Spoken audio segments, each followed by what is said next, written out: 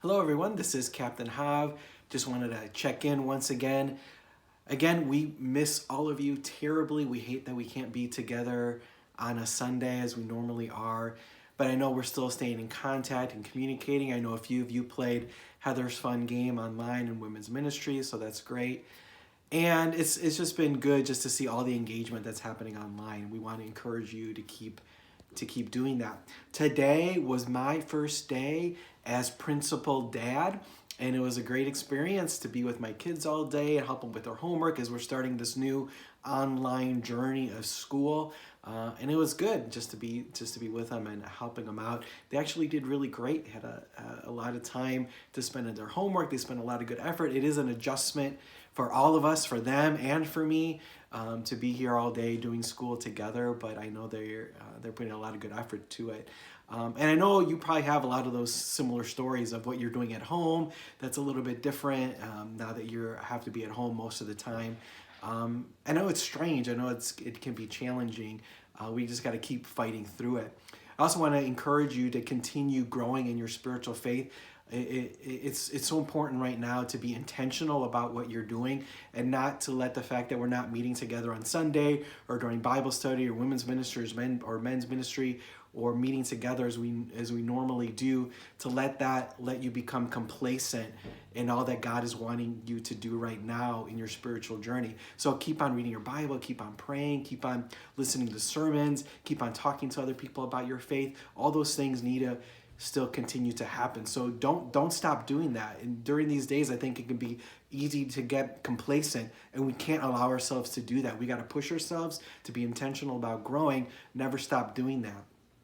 The last thing I want to share with you is that I think we're headed into some difficult days the next few weeks. I think things are going to get challenging for all of us as this quarantine continues to happen. But I think even more importantly, as more and more people get infected, as more and more people get impacted by this disease, we are going to come into contact with it in a much more personal way. And as we get along in this next couple of weeks, the next couple of months, it is much more likely that we're going to know people that are impacted by this disease in some way. And it's much more likely that we're going to know people that are sick with it. And eventually, it's much more likely that we're going to know people that die from it.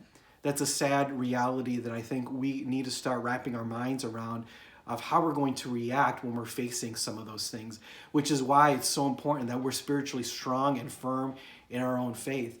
But I think at the same time, it's an opportunity for us as a church to show people what Jesus is like in these crisis moments.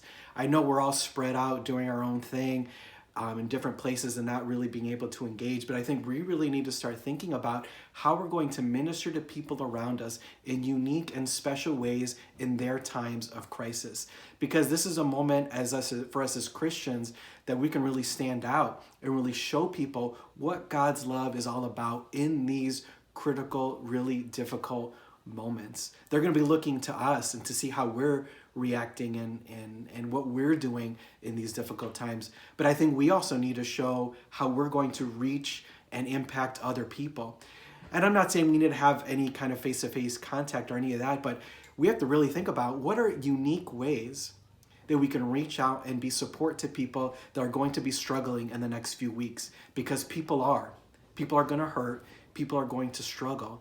And there's so many things that we can do that will shine Jesus's light and love in people's lives. And I know you do that already, but we just need to be thinking about it and be prepared for it as we go on the next few weeks and days. So please, let us know if there's something that we can pray with you about.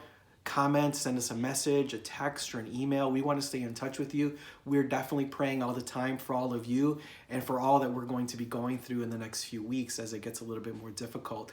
So please be in prayer for us. We'll be in prayer for you. We love you very much and we miss you terribly. God bless.